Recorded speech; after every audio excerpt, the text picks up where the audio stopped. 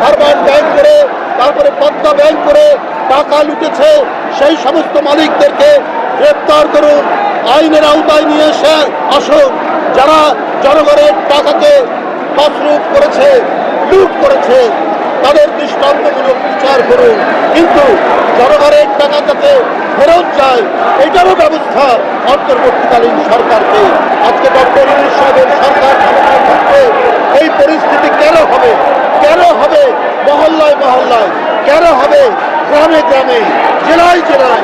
আজকে আইন পরিবর্তন হবে, সেখানে মব সেখানে উশৃঙ্খল জনতা তারা কেন নিজের হাতে আইন তুলে নেবে?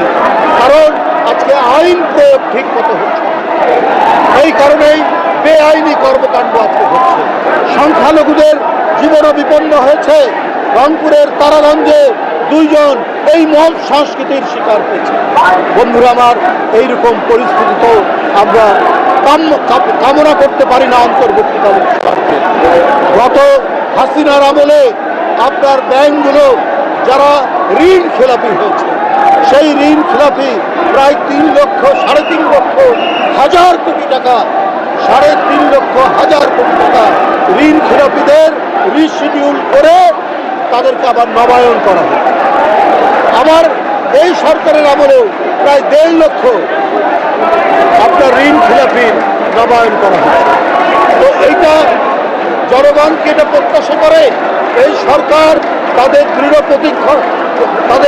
পদক্ষেপ দিয়ে যারা ঋণ খেলাপি, যারা রাষ্ট্রের টাকা, জনগণের টাকা যারা লুট করে পাচার করেছে, তারাই হয়েছিল ঋণ খেলাপি। এত টাকা, প্রায় 3.5 লক্ষ কোটি টাকা তাদের রিশিডিউল করার সুযোগ দিয়েছিল হাসিনা। তাদেরকে নবায়ন করা হয়েছে, তারা সেই টাকা পরিশোধ করেনি।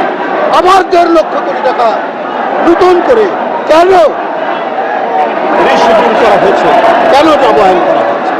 আজকে বাংলাদেশ ব্যাংক, আজকে আর্থিক যে সমস্ত মনিটরিং পর্যবেক্ষণ যে সমস্ত সংগঠন আছে, তারা আজকে কি ভূমিকা রাখছে, তারা কি কাজ করছে? আজকে একের পর এক ব্যাংক রুগ্ন হয়ে গেছে। হ্যাঁ, যারা মহিউদ্দিন খান আলমগীরের মতো দুর্বৃত্ত ধরনের মানুষ, যারা ভারবান ব্যাংক করে, তারপরে পদ্মা ব্যাংক করে টাকা লুটেছে, সেই সমস্ত মালিকদেরকে গ্রেপ্তার করুন, আইনের আওতায় নিয়ে এসে আসুন। যারা জনগণের টাকাকে তছরূপ করেছে, লুট করেছে, তাদের দৃষ্টান্তমূলক বিচার করুন। কিন্তু জনগণের টাকা যাতে ফেরত যায়, এটারও ব্যবস্থা অন্তর্বর্তীকালীন সরকারকে তাদের পদক্ষেপের মধ্য দিয়ে নিতে হবে।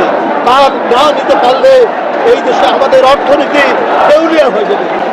অন্যান্য সূচকগুলো, সেগুলো যদি ভালো অবস্থায় থাকে, তাহলে সেটার মধ্যে দিয়ে তো জনগণের আর্থিক সংগতি আসবে না, কর্মসংস্থান হবে না। একের পর এক ইন্ডাস্ট্রি বন্ধ হচ্ছে, গার্মেন্টস বন্ধ হচ্ছে। এই লোকগুলো যাবে কোথায়? এই লোকগুলো যাওয়ার জায়গা নেই। সুতরাং ইন্ডাস্ট্রিও বন্ধ হবে না, অপরাধীদেরকে গ্রেপ্তার করতে হবে, কর্মসংস্থান বাড়াতে হবে এবং অপরাধীদেরকে বিচারের আওতায় নিয়ে আসতে হবে। আমি আর বক্তব্য দীর্ঘায়িত করব না। আমি আজকে 45তম স্বেচ্ছাসেবক দলের যে প্রতিষ্ঠা বার্ষিকী, আজকে শহীদ জিয়ার মাজারে আমরা ফাতিহা পাঠ করলাম।